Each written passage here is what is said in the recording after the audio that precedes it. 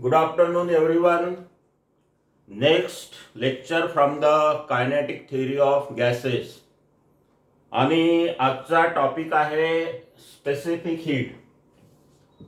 Sometime आपण we are calling this as a specific heat किंवा याला म्हणतोय specific heat capacity. Specific heat capacity. Now you may think thermal properties when we have studied, त्या specific heat हा topic तुम्हाला आठवत असेल. We have discussed this topic. Then why again we are studying this specific heat in kinetic theory of gases? बघा, these specific heats not only depend on the nature of matter solid आहे, liquid आहे, gases आहे, यावर अवलंबून नाही आहे. आता gases मध्ये पण मोनो ॲटॉमिक गॅस आहे, तर याचा स्पेसिफिक हीटचा फॉर्म्युला वेगळा असेल. आणि बघा, डायॲटॉमिक गॅस आहे, डायॲटॉमिक गॅससाठी स्पेसिफिक हीटचा फॉर्म्युला वेगळा असेल. अशाच प्रकारे ट्रायॲटॉमिक गॅस आहे किंवा पॉलीॲटॉमिक गॅस आहे. So the value of specific heat will not same for the all types of gases. याचा अर्थ काय आहे? मोनोॲटॉमिक गॅसला जेवढी हीट लागेल टू इन्क्रीज द टेम्परेचर, तेवढीच हीट डायॲटॉमिक गॅसला लागेल का? Same amount of heat for the triatomic गॅसला लागेल का? Think over this. Same amount म्हणजे काय? मोनोॲटॉमिक गॅसचं टेम्परेचर आपल्याला 1 डिग्री सेल्सिअसनी इन्क्रीज करायचं आहे. बघा, टॉपिक समजून घ्या, आजचा टॉपिक काय आहे. आणि एखादा गॅसचे सेम मोल असेल, सेम नंबर ऑफ मोल्स असेल, अमाऊंट ऑफ गॅस सेम असेल, आणि डायॲटॉमिक गॅसचा व्हॉल्यूम 1 डिग्री सेल्सिअसने वाढवायचा आहे. पॉलीॲटॉमिक गॅसचा टेम्परेचर सुद्धा आपल्याला 1 डिग्री सेल्सिअसने वाढवायचं आहे. Then if amount of gas is same, प्रत्येक गॅसचा 1 मोल आहे, समजा दिस इज 1 मोल, हा पण आहे 1 mole of gas, this is also 1 mole of gas. Then amount of heat which is required to increase the temperature of these gases will same or it will be different. Think over this. आणि comment box मध्ये answers द्यायचे आहेत. Now after this let us first revise की specific हीटला revise करणं गरजेचं आहे. If you don't understand the specific heat, तर आजचं डिस्कशन तुम्हाला समजणार. मग आपण स्पेसिफिक हीट कशाला म्हणतोय? स्पेसिफिक हीट म्हणजे काय? स्पेसिफिक आहे, specific. This term is related with some unit values of quantity. काय बघा, स्पेसिफिक हीटची डेफिनेशन आहे amount of heat required, amount of heat required for unit mass of substance, unit mass of substance, amount of heat required for unit mass of substance. कशासाठी? To change किंवा त्याला आपण rise म्हणू शकतो, to increase the किंवा rise म्हणू शकतो, its temperature by 1 degree celsius किंवा 1 केल्विन. युनिट मास ऑफ सबस्टन्सचं टेम्परेचर 1 डिग्री सेल्सिअसनी 1 डिग्री केल्विननी आपल्याला वाढवायचं आहे. जे हीट असते that heat is called as the specific heat. But for solid and liquid, solid आणि लिक्विड साठी we are defining only one specific heat. आठवत असेल सॉलिड आणि लिक्विड साठी एक प्रकारची स्पेसिफिक हीट आपण डिफाइन करतो. का? Already we have explain. पण आपण जर गॅसेसचा विचार केला, गॅसेस साठी किती प्रकारच्या स्पेसिफिक हीट आपण डिफाइन करतो? गॅसेस साठी दोन प्रकारच्या स्पेसिफिक हीट आपण डिफाइन करतो. एक आहे सीव्ही आणि दुसरी आहे सीपी. मग सीव्ही काय आहे? Specific heat at constant volume. आठवते ना? Specific heat at constant volume म्हणजे गॅसचा व्हॉल्यूम कॉन्स्टंट ठेवला आणि त्याला हिटिंग केलं, जे स्पेसिफिक हीट आहे that is called as CV. Okay. नंतर आहे बघा सीपी. सीपी काय आहे? Specific heat at constant pressure. मग आपण गॅसचं प्रेशर कॉन्स्टंट ठेवलं आणि त्याला लागणारे हीट कशासाठी? त्याचं टेम्परेचर 1 डिग्री सेल्सिअसनं वाढवण्यासाठी लागणारे heat. That is called as specific heat at constant pressure.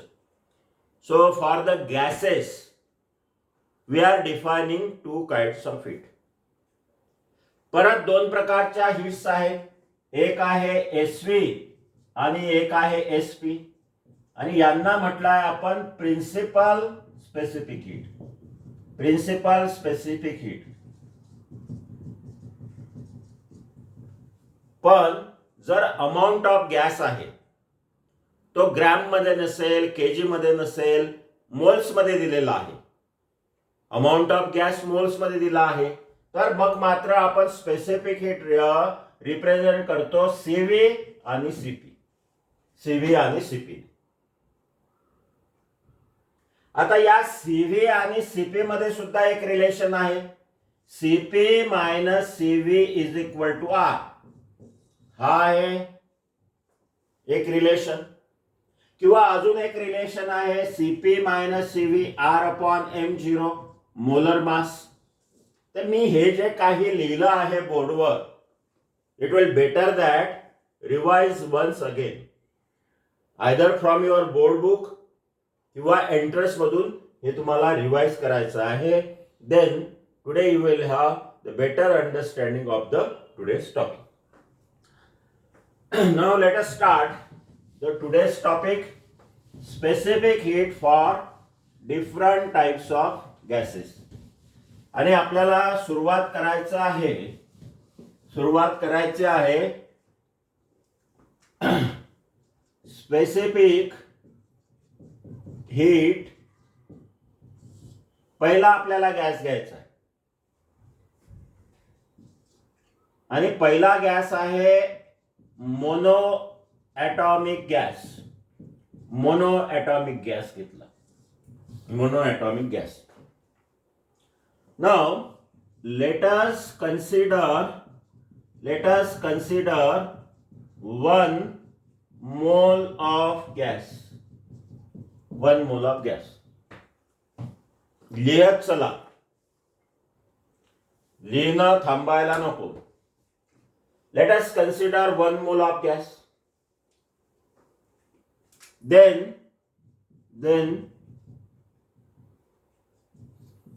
total energy of gas, total energy of the gas. Total energy is represented by E. E पण एक सिंबॉल आहे आणि दुसरा सिंबॉल आहे यूचा. आता हा जो ईचा सिंबॉल आहे, this is use for the energy per molecule. हा ॲव्हरेज एनर्जी पर मॉलिक्यूल साठी हा जनरली हा सिंबॉल यूज केला जातो. आणि एनर्जी पर मोल साठी यूचा सिंबॉल यूज केला जातो. Now what is the general formula for the kinetic energy, general formula for the internal energy per mole. Internal energy per मोल. फॉर्म्युला आहे बघा F/2 RT. This is the formula. F/2 RT हा formula आहे. Okay, you remember this formula F/2 RT. This is the internal energy of the monoatomic gas. आता monoatomic gas आहे म्हणजे काय, degree of freedom किती असतात मोनोएटॉमिक गॅस साठी? Monoatomic gas साठी 3 ट्रान्सलेशनल डिग्री ऑफ फ्रीडम. आणि मोनोएटॉमिक गॅसला रोटेशनल मोशन नाही आहे, so don't have the rotational degree of freedom. मग डिग्री ऑफ फ्रीडमची व्हॅल्यू आहे बघा 3.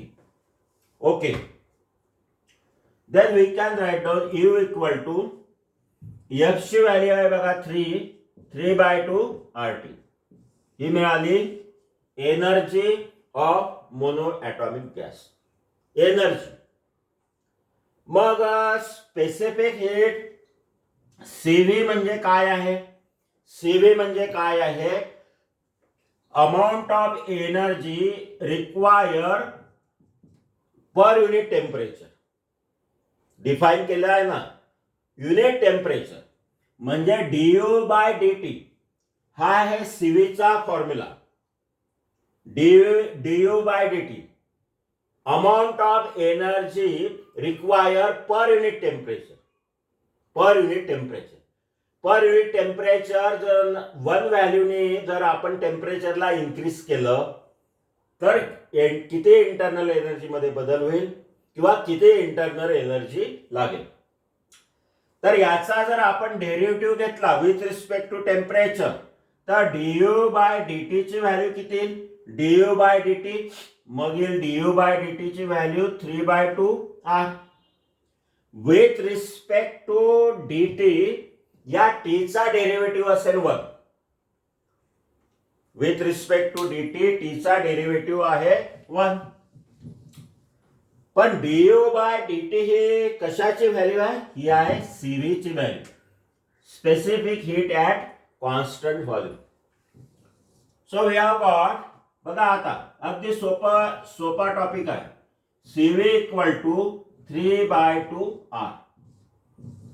सीव्ही इक्वल टू 3/2 R म्हणजेच काय, मोनोएटॉमिक गॅस कुठलाही मोनोएटॉमिक गॅस असेल, निऑन असेल, झेनॉन असेल, क्रिप्टॉन असेल, आर्गॉन असेल, एनी मोनोएटॉमिक गॅस, त्यासाठी सीव्ही ची व्हॅल्यू आली आहे 3/2 R. एवढी सीव्ही ची व्हॅल्यू आली आहे. नंतर आपल्याला काढायची आहे दुसरी specific heat. Specific heat at constant pressure. Specific heat at constant pressure म्हणजे आपल्याला व्हॅल्यू काढायची आहे सीपी ची किती व्हॅल्यू असेल, सीपी ची. आणि आपल्याला सीपी ची व्हॅल्यू काढायसाठी आपण Mayer's relation by using Mayer's relation. Mayer's relation काय आहे? CP minus CV equal to R. CP minus CV equal to R. मग काय काढायचं आहे? सीपी ची व्हॅल्यू काढायची आहे. म्हणजे सीपी ची व्हॅल्यू काय येईल? CV plus R. Okay, it's okay. आता सीव्ही ची व्हॅल्यू मोनोएटॉमिक गॅस साठी किती काढली आहे? सीव्ही ची व्हॅल्यू आहे 3/2 R प्लस R.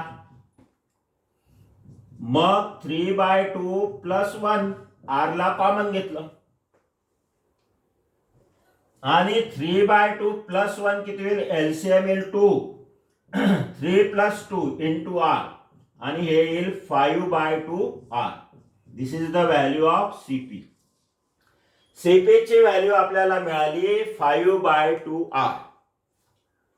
लिहित चला, रायटिंग थांबायला नको.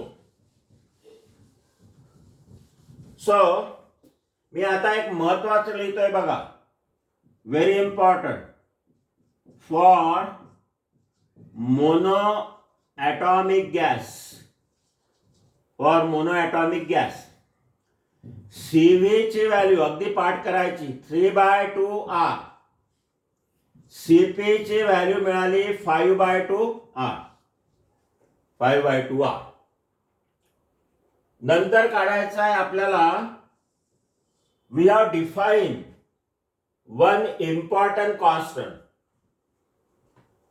इन टर्म्स ऑफ CP आणि CV. कुठला कॉन्स्टंट आठवते? कुठला कॉन्स्टंट आहे CP आणि CV चा? हो, adiabatic ratio. Adiabatic ratio, adiabatic constant. Symbol आहे गॅमा. काय व्हॅल्यू आहे? CP/CV. CP/CV. Gamma CP/CV. आता जेई मध्ये एक खूपच सोपा प्रश्न आला होता एकदा. What is the value of gamma for the monoatomic gas? What is the value of gamma for monoatomic gas? मग गॅमाची व्हॅल्यू काय येईल? CP ची व्हॅल्यू आहे बघा 5/2R. CV ची व्हॅल्यू आहे 3/2R. 2 get cancel, R get cancel. Gamma equal to 5/2. गॅमाची व्हॅल्यू मिळाली 5/2. Write down this.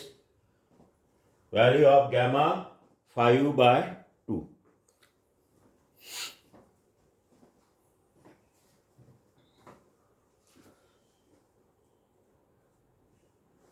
Sorry, not 5/2. 2 get cancel. 5/3. 5/3.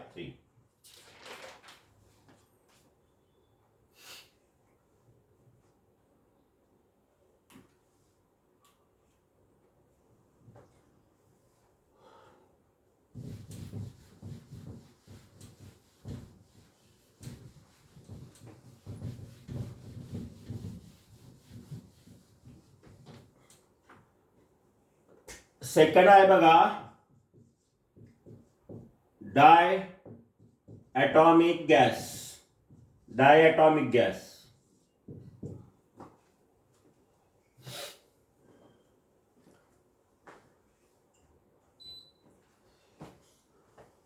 आता डायॲटॉमिक गॅस मध्ये दोन प्रकारचे असतात.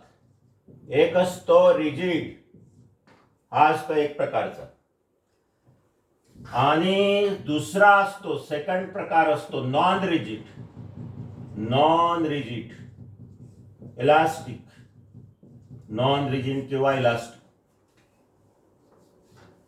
डायॲटॉमिक गॅस साठी डिग्री ऑफ फ्रीडम किती आहे? डायॲटॉमिक गॅस साठी डिग्री ऑफ फ्रीडम किती आहे? 3 translational degree of freedom, 2 rotational degree of freedom. Rigid मॉलिक्यूलचा total 5 degree of freedom. F ची व्हॅल्यू आहे 5. लिहित चला, F ची व्हॅल्यू किती आहे? 5 आहे. आधी आपल्याला काय काढायचं आहे? CV. CV काय आहे? du/dt. U काय आहे? U चा फॉर्म्युला काय? F1/RT. हा आहे एनर्जीचा फॉर्म्युला, F1/1/RT. डायॲटॉमिक गॅस साठी F ची व्हॅल्यू किती आहे? 5 आहे. 5/2RT. मग CV du/dt घेतला, याचा डेरिव्हेटिव्ह घेतला, आपल्याला मिळेल 5/2R. ही आहे CV ची व्हॅल्यू 5/2R.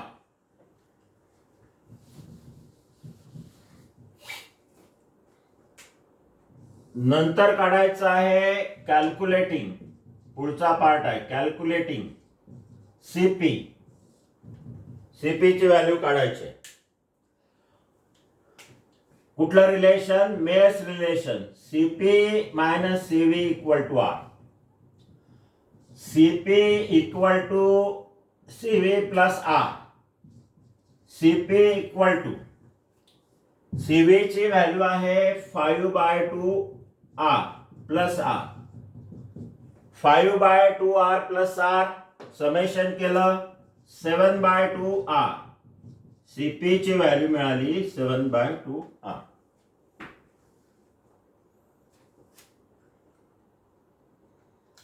नंतर आपल्याला काढायचं आहे गॅमाची value, adiabatic ratio. It is ratio of Cp upon Cv, specific heat at constant pressure upon specific heat at constant volume.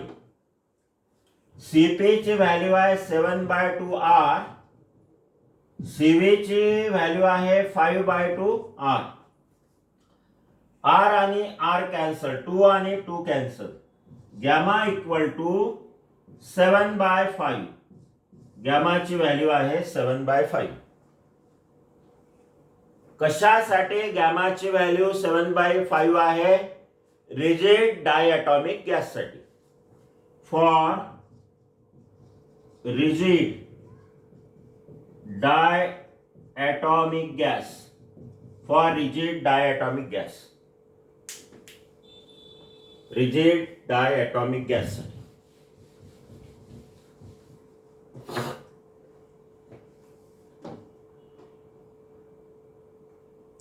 आता एक होमवर्क देतोय मी तुम्हाला. होमवर्क काय आहे? Homework find Cv and Cp for diatomic gas. हे आहे homework. Find Cp, Cv and gamma. Cp, Cv and gamma for diatomic gas. Confuse व्हायचं नाही. Cv, Cp आणि गॅमा मी तुम्हाला काढून दिलं आहे रिजिड डायॲटॉमिक मॉलिक्यूल साठी. तुम्हाला काढायचं आहे नॉन रिजिड साठी. नॉन रिजिड फाइंड परत रिपीट करतो. Find Cv, Cp and gamma for diatomic gas non rigid. Homework. काही स्पेस सोडायचा आहे. 3-4 लाईनी ब्लँक सोडायच्या, 4-5 लाईनी ब्लँक सोडायचा आहे.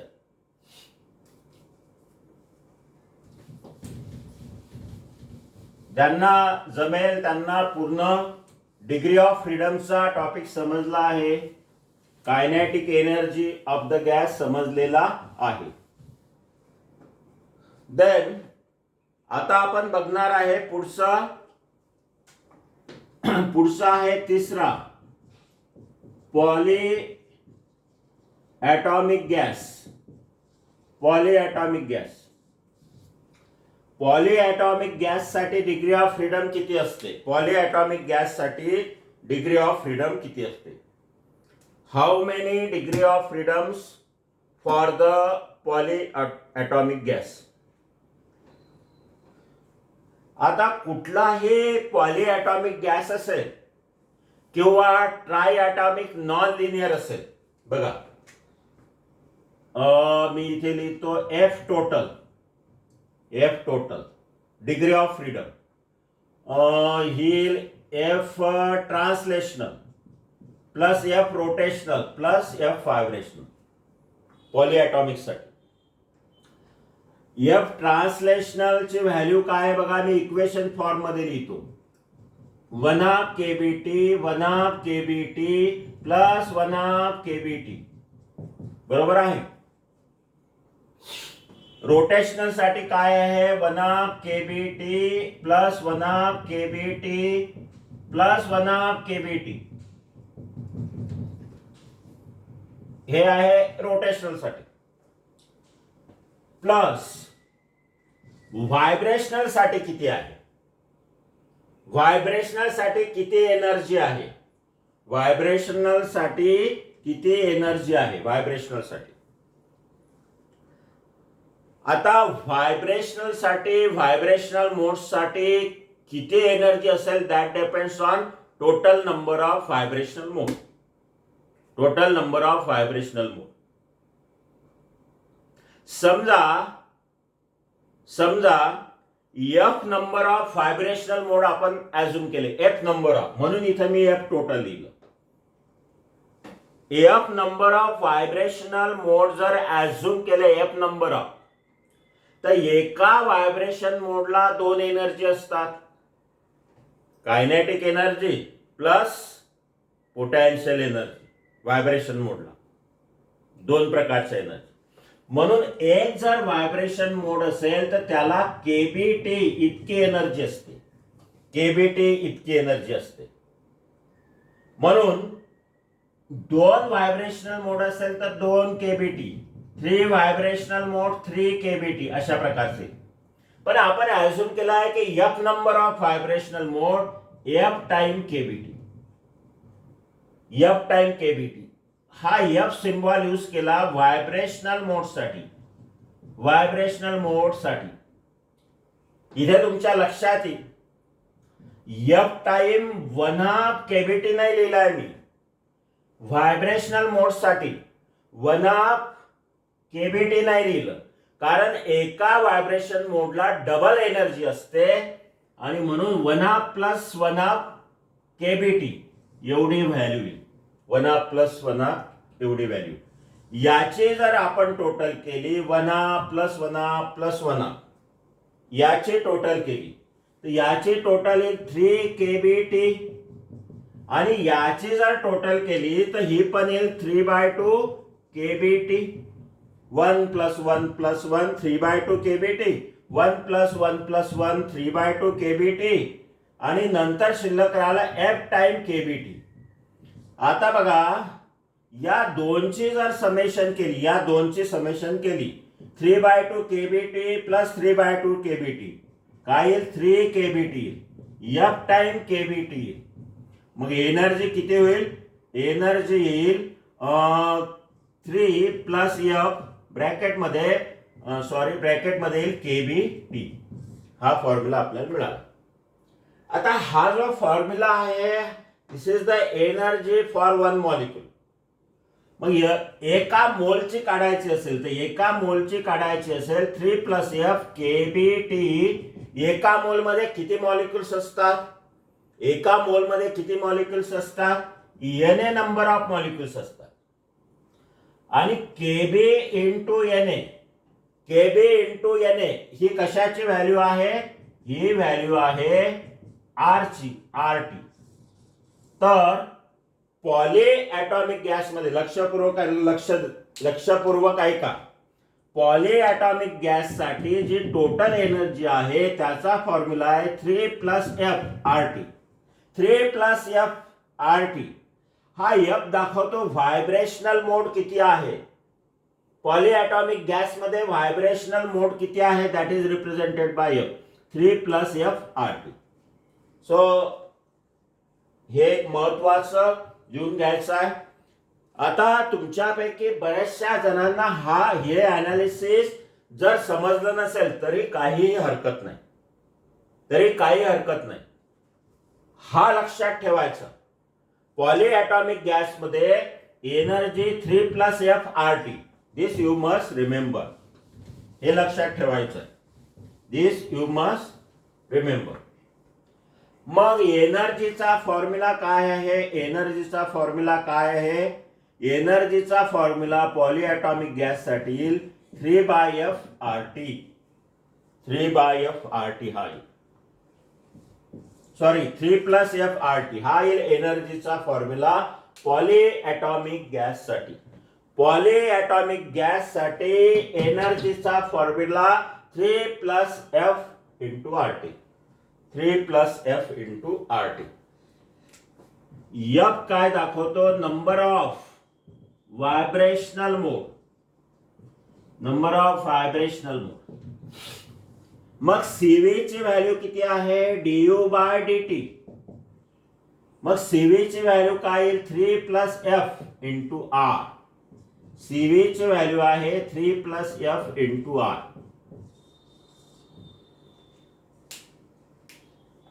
थोडस लिटिल बिट समजायला कुठेतरी गोंधळ होऊ शकतो. जर मागचे टॉपिक व्यवस्थित रिवाइज झाले नसतील तर गोंधळ होईल. एकदा परत वाचा, नक्की समजेल. ही आहे सीव्ही ची व्हॅल्यू. आता बघा सीपी ची व्हॅल्यू काय आहे? CP minus CV equal to R. CP equal to CV plus R. CV ची व्हॅल्यू काय आली आहे? 3 plus F R plus R. 3 plus F R plus R CP ची value.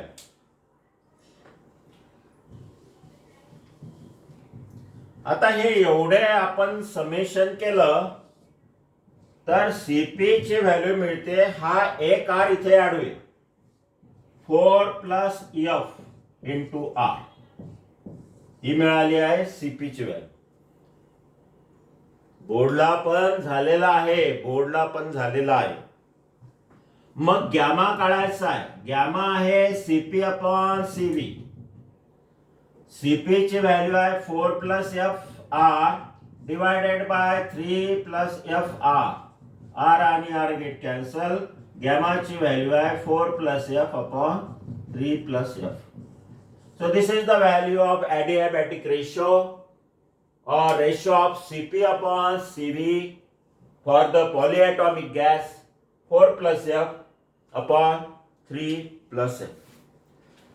So this is the all the analysis related with the calculation of Cv, Cp and gamma. Cv, Cp and gamma. आता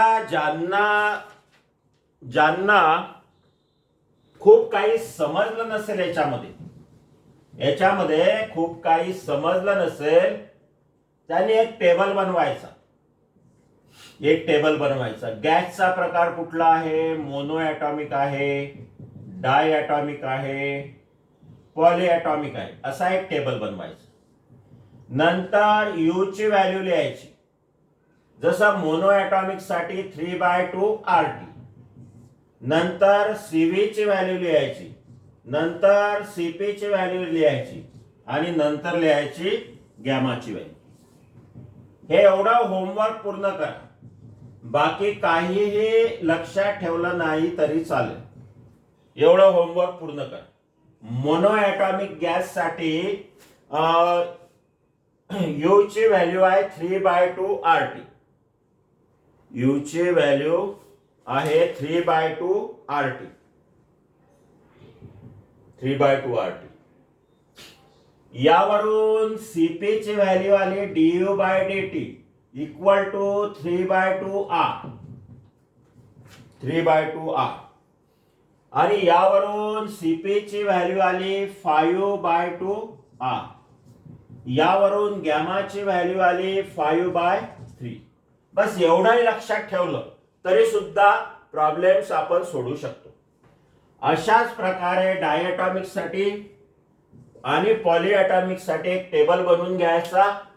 सर्व आजच्या लेक्चरचे जे brief theory आहे, आजच्या लेक्चरची जी summary आहे, या टेबलमध्ये तुम्हाला समरी मिळेल.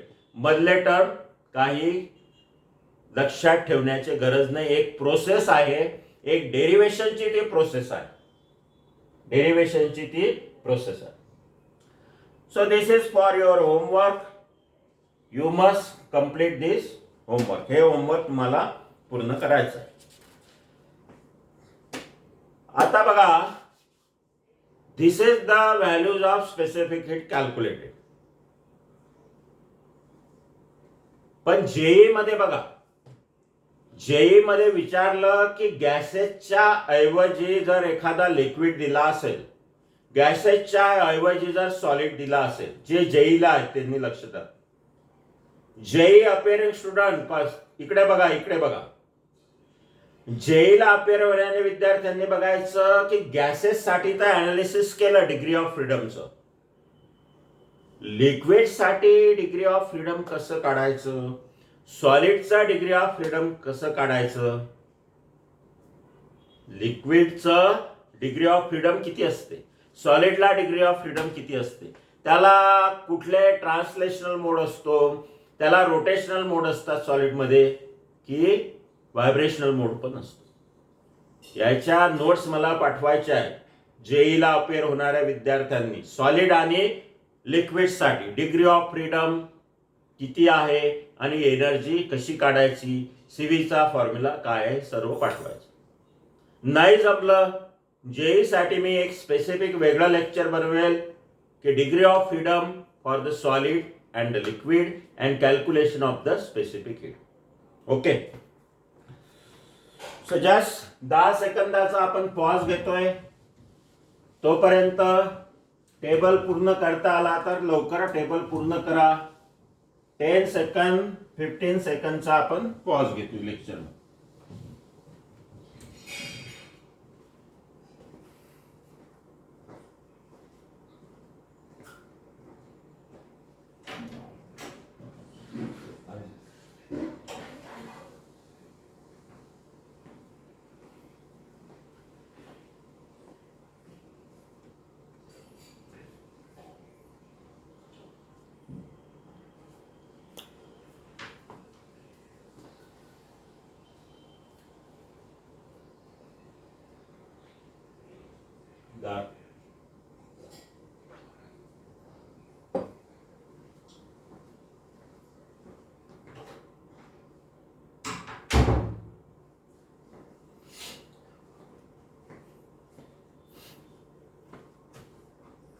आय थिंक दॅट हा होमवर्क पार्ट, टेबलचा पार्ट तुमचा पूर्ण झाला असेल. Now see some practice problem on this topic on the calculation of CV CP. आणि बघा फर्स्ट प्रॉब्लेम अगदी सोपं घ्यायचं आहे आपल्याला. Write down the first problem. Calculate molar specific heat at constant volume. Calculate molar specific heat at constant volume of neon gas. Neon gas. Calculate molar specific heat at constant volume of neon gas. CV ची value काढायची आहे. Problem मध्ये R ची value universal gas constant 8.314 joule per mole per kelvin. R ची value दिलेली आहे. सीव्हीचा formula काय आहे, what is the formula for CV. सीव्हीचा फॉर्म्युला काय आहे. CV इक्वल टू कुठला गॅस आहे, मोनोएटॉमिक, डायएटॉमिक के ट्रायएटॉमिक. निऑन मोनोएटॉमिक गॅस आहे आणि मोनोएटॉमिक गॅस साठी 3/2 R. CV ची व्हॅल्यू 3/2 R. मग 3/2 into R 8.314. Go for the calculation. Calculations करायचे आहेत.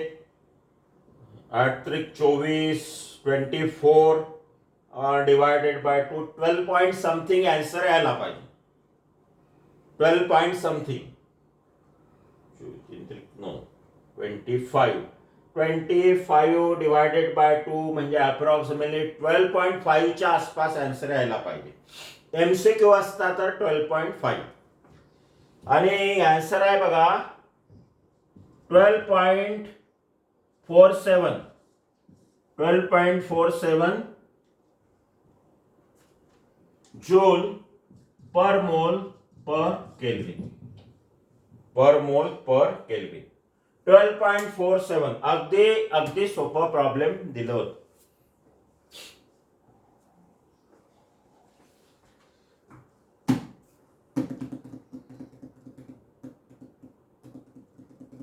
Second problem write down. Second problem पुढचं calculate value of CP. Calculate value of CP for oxygen. Calculate value of CP for oxygen. काढा, लवकर काढा. आधी मी neon gas दिला होता, आता दिला आहे ऑक्सिजन. आधी सीव्ही काढायला विचारलं होतं, आता काढायला विचारलं आहे सीपी. आर ची व्हॅल्यू दिलेली आहे, आर ची व्हॅल्यू दिली. 20 second to solve this problem. Calculate value of CP for oxygen.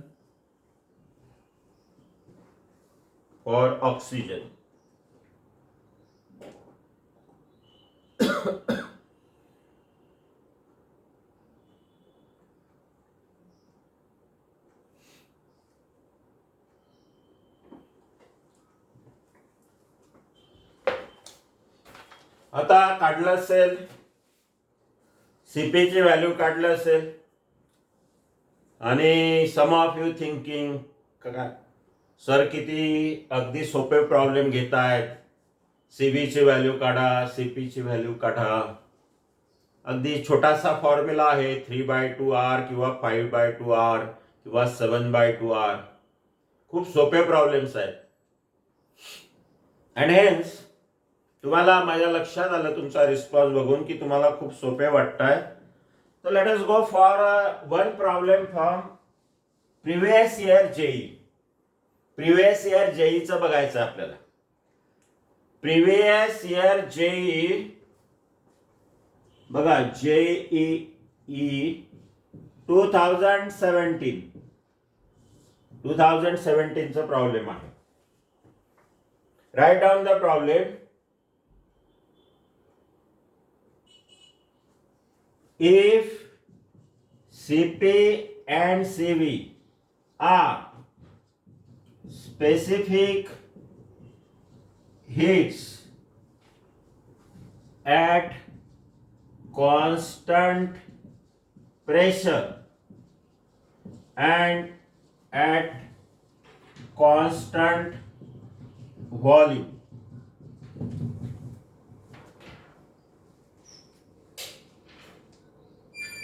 पुढचा पार्ट काय बघा. पुढचा पार्ट काय, CP minus CV is equal to A आणि CP minus CV equal to B. हे काय आहे? CP minus CV equal to A, CP minus CV equal to B. What is this? This is for hydrogen gas. Hydrogen gas. आणि CP minus CV equal to B for nitrogen. For nitrogen gas. अच्छा, okay.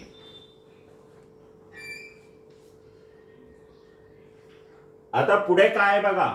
Then correct relation between A and B. Correct relation between A and B. तर या A B मध्ये काय relation असेल? जर CP minus CV equal to A, CP minus CV equal to B for nitrogen gas, A आणि B मध्ये काय relation असेल? MCQ फॉर्म मध्ये आहे बघा. मी इथे लिहितो MCQ चे. ए ऑप्शन दिलाय बघा. ए ऑप्शन आहे. ए ऑप्शन आहे A equal to 14B. B option आहे A equal to 28B. C option आहे बघा A इक्वल टू 1/14B आणि D equal to A equal to B. 4 option दिले. 4 options are given. Problem from JEE Main. 2017. ज्यांच्या लक्षात आलं असेल त्यांनी सोडवायचं आहे, लवकर सोडवायचं आहे. लक्षात आलेलं नाही, लक्षात ज्यांच्या आलेलं आहे त्यांनी लवकर सोडवायचं आहे. 10 सेकंड 20 सेकंड विचार करायला राहिले तो.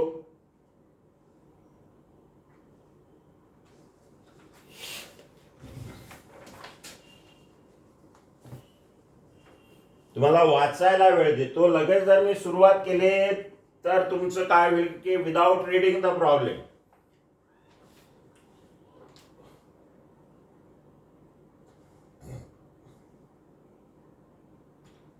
आता बघा, हायड्रोजन गॅस आणि नायट्रोजन गॅस मध्ये फरक काय आहे? फरक आहे मोलर मासचा. याचा मोलर मास आहे, मोलर मास ऑफ हायड्रोजन किती आहे? मोलर मास हायड्रोजनचं, molar mass of hydrogen 2, molar mass of nitrogen 28. लिहून घ्यायचं याच्या बाजूला, दोघांचे मोलर मास लिहून घ्यायचे, दोघांचे मोलर मास लिहून घ्यायचे.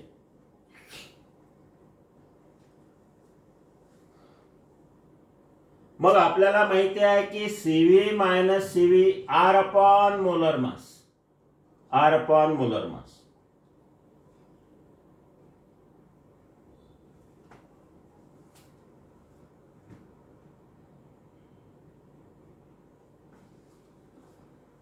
आता हे रिलेशन आपल्याला माहिती आहे. आता हायड्रोजन साठी आपण विचार करू. CP minus CV equal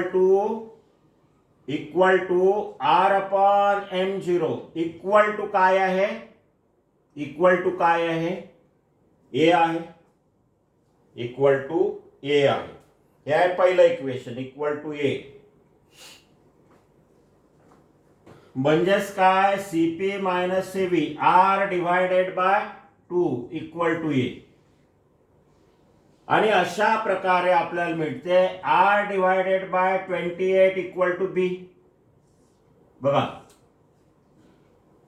R divided by M0 equal to A,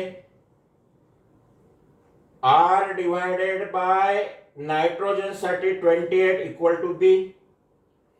मग A अपॉन B असा रेशो घेतला, A अपॉन B. तर A ची व्हॅल्यू काय आहे बघा? R divided by 2. आणि B ची व्हॅल्यू काय आहे बघा? R divided by 28. R आणि R कॅन्सल झाला. A divided by B, A divided by B. तर हा बघा 28 आहे डिनॉमिनेटरचा डिनॉमिनेटर, डिनॉमिनेटरचा डिनॉमिनेटर हा न्यूमरेटरला जाईल. 28 divided by 2 14. A upon B equal to 14. A equal to 14B. This is the relation between A and B. A equal to 14B. So this is the correct answer.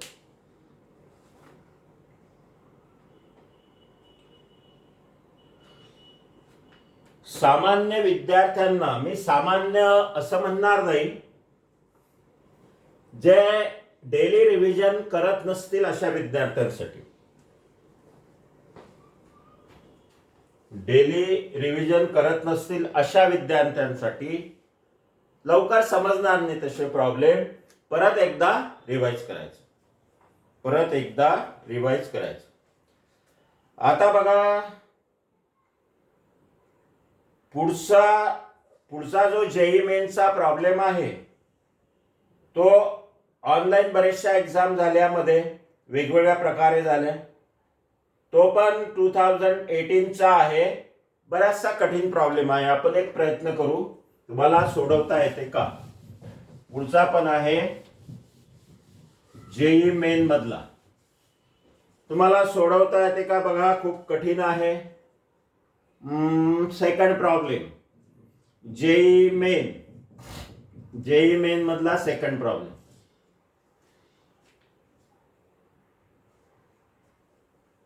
N ideal लिहायचं आहे. N ideal gas molecules, an ideal gas molecule with 5 degrees of freedom,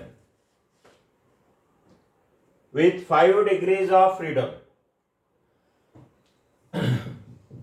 the ratio of specific heats, ratio of specific heat, Cp and Cv is,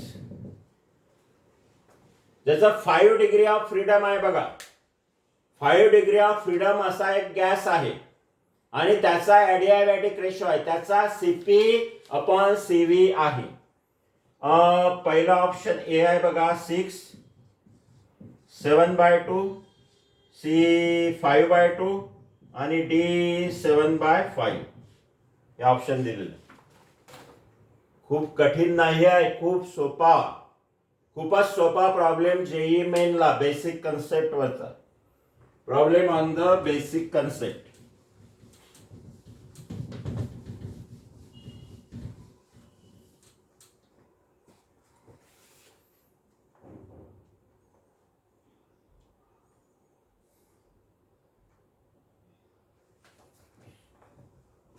सोडवा लवकर, 10 second मध्ये, 10 second for you.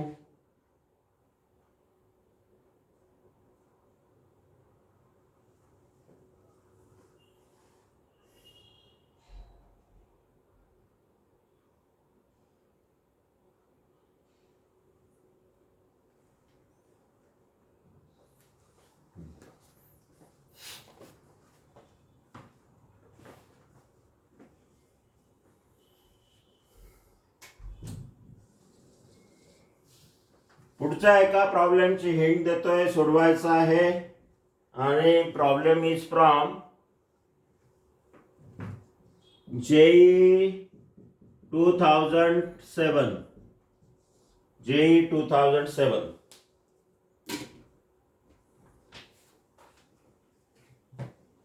लिहायचा आहे problem, last problem for your homework. If Cp and Cv denotes, if Cp and Cv denote the specific heat of nitrogen, specific heat of nitrogen per unit mass, per unit mass, per unit mass, नेहमी repeat करतोय मी, काही कारण असेल, इथेच hint आहे, per unit mass at constant pressure and constant volume, at constant pressure and constant volume, then option दिला आहे, then option दिलेले आहे बघा. then if Cp Cv denotes specific heat of nitrogen per unit mass at constant pressure and constant volume respectively, then पहिला option आहे बघा Cp minus Cv equal to 28R. दुसरा option आहे बघा Cp minus Cv R upon 28. आणि तिसरा option आहे Cp minus Cv equal to R upon 40. आणि एक शेवटचा आहे Cp minus Cv equal to R. हे ऑप्शन दिला. ओके, कॅन यू सा? पण सर तुम्ही बोलले होते हिंट देणार आहे, या प्रॉब्लेम सोडवायला हिंट देणार आहे. आधीचा प्रॉब्लेम आहे ना, फर्स्ट प्रॉब्लेम जेई मधलं, तेच या प्रॉब्लेम साठी हिंट आहे. So it's okay.